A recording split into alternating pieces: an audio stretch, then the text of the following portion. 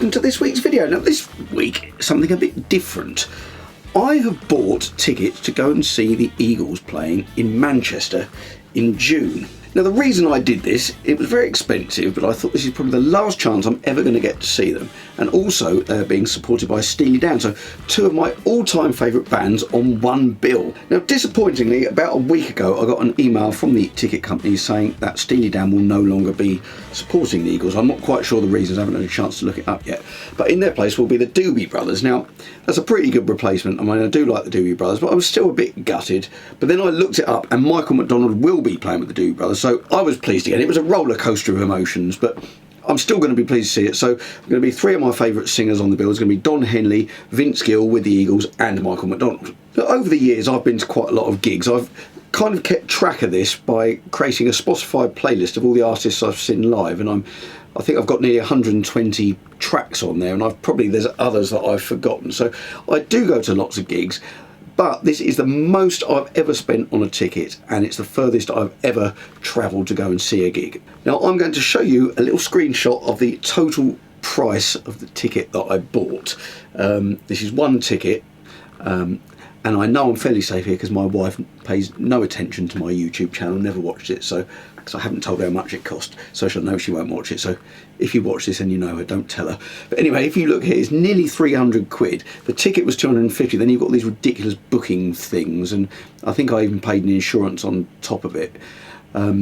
So it's not an insignificant purchase.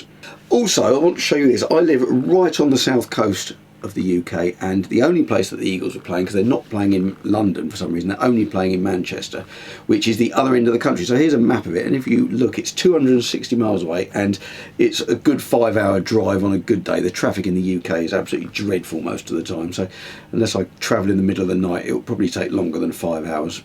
Now, if you've watched my channel before, you will know that I have a rather turbulent relationship with Don Henley. I posted some videos of me recreating the sounds of the guitar solos in Hotel California, the first two guitar solos. Using my quad cortex, I recreated the sounds and I played the solos. And the full-length videos, I think it could be considered fair use that I had the solos note for note in those videos, because I was using them as an example of how to get the sound with my quad cortex. But I also extracted smaller versions from the videos of just the solos and put them into YouTube shorts, 1-minute videos of those solos, or less than 1-minute videos of those solos. And both of those videos of the two solos, they got a copyright strike. Now if you don't know what a copyright strike is, it's if you're using some kind of copyrighted material without permission on your YouTube channel. And fair enough, I shouldn't have been doing that, but it's a bit of a grey area, because a lot of people, if you put up that kind of material, it automatically gets detected, and then you're allowed to share the ad revenue with the person who owns the copyright. But if you don't get any notification that they want to share with you, you don't know whether it's going to be allowed or not. And in the case of the Eagles, they basically go around the internet, they pay a team of people to scour the internet, find anybody using their material and give them a copyright strike. And if you get 3 copyright strikes within a certain period, then your channel gets deleted. No comeback allowed. That's it. Channel gone. So I got 2 copyright strikes within a week. So I think it's like 3 months or 6 months where if I got one more copyright strike, my channel could have got deleted. And I'd been working on this channel for 3 years at the time, so I was a bit gutted. Anyway, I got through that. But to celebrate getting through it, I decided to write a song which contained the names of as many Eagles songs as I could crowbar into it, because you can't copyright a title. So I'm just going to show you a little snippet of this song that I wrote a while back when my copyright strikes got cleared.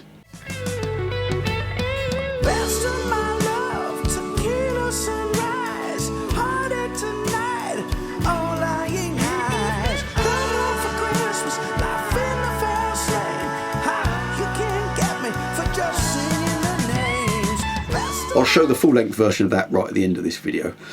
But I'm doing this video because I spotted on YouTube, I got a suggested video to me saying, this is huge, all about the possibility that the Eagles might be miming on their gigs these days. Now, the video I was suggested was on a channel called Wings of Pegasus, and I'd never seen any of Phil, his name is, who presents the channel. I'd never seen any of his videos before, but I've now looked through quite a few of them, and they're very, very good. I would highly recommend it. I'll link to this particular video here. I've subscribed now.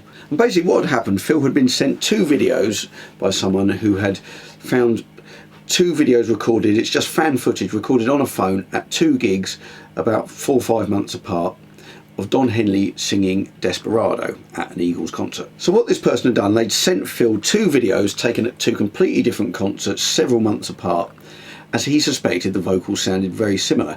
And he sent them to Phil because he does all these analysis with this sort of pitch detection software.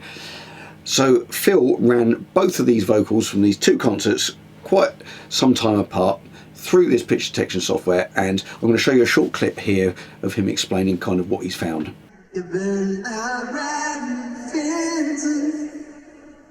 And I'm just going to stop it after one vocal phrase just to see where we are at with these lines. And this is now from a totally different performance, and I'm actually going to drag it down. And like I've already said, there should really be absolutely no correlation between these 2 vocal performances because, firstly, of the ambient noise, but secondly, that these are 2 totally different vocal performances that they're never, ever going to, well, line up, but they're never going to be perfect replications of each other. Now, I definitely recommend watching this whole video to get more of an idea. Phil explains well all the reasons why this really, there's no other explanation than this is an identical vocal. Now, I know enough about this. I've used pitch correction software, I've recorded vocals, I know what a double tracked vocal sounds like, to know that the only way you can get that kind of matching up waveform is by having exactly the same vocal. If you double a vocal, it has a distinctive sound. Even if you sing the same thing straight afterwards, as he demonstrates on this video, you sing that one note, if you were to analyse those 2 notes, they would look completely different in the software because your voice isn't going to do it exactly the same way twice. It's a bit different on an instrument maybe, but with a voice it's going to be different. The timing will be different, but these 2 vocal performances were absolutely identical to all intents and purposes. You can't distinguish them, and nobody, even if you sung them seemingly exactly the same way every time, once you analyse them on that software, there's no way they can look the same. Now, this isn't the first time that I've seen something like this before. In 2014, Dolly Parton performed at Glastonbury doing the Legends slot on the Sunday afternoon, and I watched it because I love Dolly Parton. And when I was watching, I was thinking, God, her voice is absolutely perfect. It's incredible. She's got that little mic here, and I think other times she had a normal mic, but it still didn't seem to change the quality of it. And I have to say, I started to get a bit suspicious. I was thinking, this is too good to be true. I know she's an amazing singer, and she fluffed one word. I watched it, and you could almost see her go, but she carried on, styled it out, and then I made a comment on it all those years ago, and people go, no, of course she's not miming. And then a few years later, I looked it up on YouTube, and I found lots of videos of people saying that basically she's been suggesting that she's been miming for years using the same vocal track, and they found vocal performances, again, filmed performances 6 years apart, put the 2 together, and the vocal matches each other out. You can't even tell it's 2 vocals when they're next to each other, and there's no way you can do that. So Don isn't the first person to possibly be doing this. But I did think to myself, well, I'm sure I saw a video not too long ago of Don singing, relatively recently, singing Desperado, and it was on the Howard Stern show. So I went and looked it up because I thought to myself, well, if he was singing it not that long ago, perhaps these 2 performances that Phil was analysing were maybe off nights. Maybe he does sing it most of the time, but rather than cancel the gig because he's got a bit of a sore throat and can't hit the high notes, perhaps they mime on a couple of songs. But let me show you this clip from the Howard Stern thing, the little bit of a preamble, because apparently Don never liked his original vocal on Desperado, so there's a little bit of a preamble here before he sings Desperado. Because you got the vocal wrong on that album, I'm going to give you an opportunity to show the audience how it should be sung. I didn't get it wrong, Howard. It just wasn't. You're not happy with it. Wasn't my best work. Today is the day we sing it properly, the way you want it to sound. One of your greatest songs, most sensitive songs. No pressure. If you get nervous, you look at me. And that'll make you laugh. No. All right. Go ahead. I'm going to give you your shot. Now, I left that first piano note on for a reason, which I'll come back to, but Don sings this, and he sings it really well. He is kind of pushing that top note. It's perfectly in tune, but you can tell it's right at the sort of limit of what he's doing. And he sings it really well, and he's definitely not miming. But I left that note on there because, well, allow me to demonstrate. That first chord is F, which is a tone lower than the original recording of Desperado, which is in G. And if you look at the two vocal performances that Phil has analysed and what the Eagles do now on tour, they play it in the original key again. Now, lots of singers drop the keys to songs. As you get older, your voice does get deeper. Or, you know, through wear and tear, you can no longer hit the high notes. Exception to this, I saw the person I've seen live most, I think, is Glenn Campbell. I saw him 3 times live, and he was in his late 70s the last time I saw him, and he didn't drop the keys to any of his songs, and his voice was clear as a bell, so he was an exception there. Also, I saw Rod Stewart, and he did everything in the original key, and he'd had throat cancer, I think, and learnt to sing again. He still did everything in the original key, and he was absolutely brilliant as well. Anyway, going back to this. So Don Henley, this was 2015, that Howard Stern thing. He dropped the key a tone. There's no way he's putting it back up again. And he was... that high note in it, in F, actually, is much more doable, because I think it... But you drive the queen up... It's an F, which is below the break in most people's voices. I mean, Don Henley does have a high voice. On the original, he's... So he's now... Which does make a big difference, actually, because I've tried singing this song. I could do it in F easily. G, I have to be warmed up and sing it correctly. F, I could probably just do it any old how. So that does make a difference. So there we are. He dropped the key in 2015. Now, miraculously, he seems to be singing it perfectly in the original key again. So obviously, having seen this, I start hunting around for more videos as it's interested me. And I found this other one. I'm linked to it here. This guy has managed to take some close-up footage, which apparently at Eagles concerts they try and prevent you doing, which is, I think we're finding out why.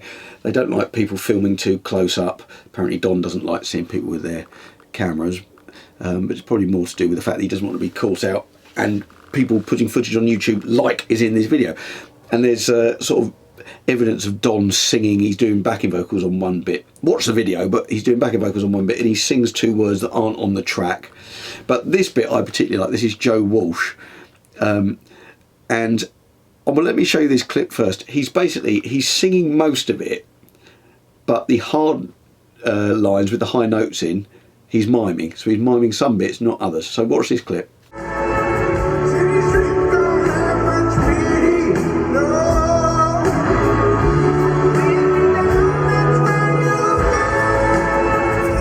Now, I think this is hilarious, this clip. I mean, he's a strange looking bloke anyway. I mean, he looks like he's got sort of ill-fitting dentures. I'm sure he hasn't, but he's got this sort of weird thing going on in his mouth. But the contrast between the bit that he's singing live, which is really pitchy and not very well executed, so that sort of perfect line, which is slightly different in volume, and he kind of looks like he's almost swallowing in the middle of one of the words, so he can't be singing it. It's very peculiar. And the guy does say on the video that, you know, he shows a bit of Joe singing it in his own performance when he apparently hasn't got Don, who's the real perfectionist, making him do it with the track, where he clearly can't hit the notes. It's all around the same time as these other recordings. Now, I have been to a gig where I detected this having happened. I went to see Deep Purple, and it was all the original lineup. I can't remember what year it was. It was the original lineup, except it was Steve Morse on guitar, and it was good. I mean, Ian Gillan's voice was good. You know, you could tell he was older than he was on the recordings, and he was struggling on some things, and, you know, like there's pitchy moments like there are with all singers singing pretty much. But it came to Child in Time with that screaming bit, and all of a sudden he mustered up this strength and vitality, and his voice suddenly cleared, and he was able to sing those ridiculous high notes that he'd been struggling with all the rest of the night. And then after that song, it went back to not being able to do it again. I don't know, but I suspect the only way he could have done that was to have mimed that middle section. And I've looked it up just before when I was looking at doing this video, and there's loads of articles about how they don't do that song live anymore because he can't do it. But I'm sure I remember this correctly, that they did that song and that vocal was there, and I remember thinking, that's a bit weird. How's he doing that? And you know, nowadays everyone uses track. Well, lots of bands use track with bits on, production on. But it was less common back then, so I didn't really clock it. I just thought, that's weird. So anyway, I have seen people using this technique before, miming tricky lines. So I'm not sure where this leaves me really, because I'd still like to see them performing live. But is it live? I mean, it's still Don standing there. It's still his voice, which I love, although he's not singing it at the time. I'm still going to see Vince Gill, who apparently he still sings live. I'd be very surprised if he doesn't, because he's an absolutely amazing singer. I expect Michael McDonald will still be singing live. They'll probably be playing their instruments live. Whether the harmony vocals are live, because they do sound too good to be true in some respects. It's a long way to go. It's a lot of money. It's going to be my last chance to see them. I could add them to my Spotify playlist of artists I've seen. 2 Doobie Brothers as well. Let me know what you think.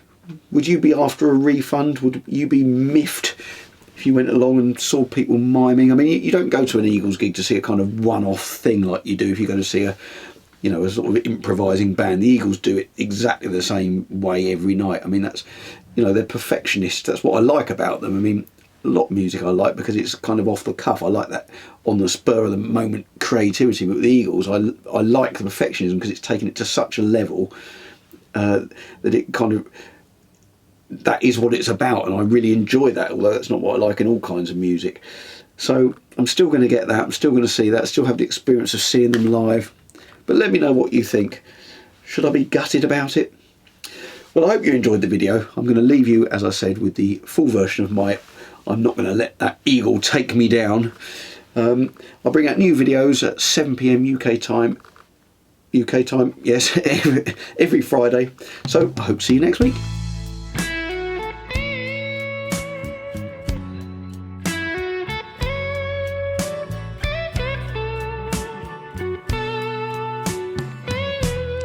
Won't let that ego take me down. I won't sing the new kid in town. I wanna stick around for the long run. Oh, 'cause at dawn I could be already gone. I won't sing one of these nights. I'll take it easy.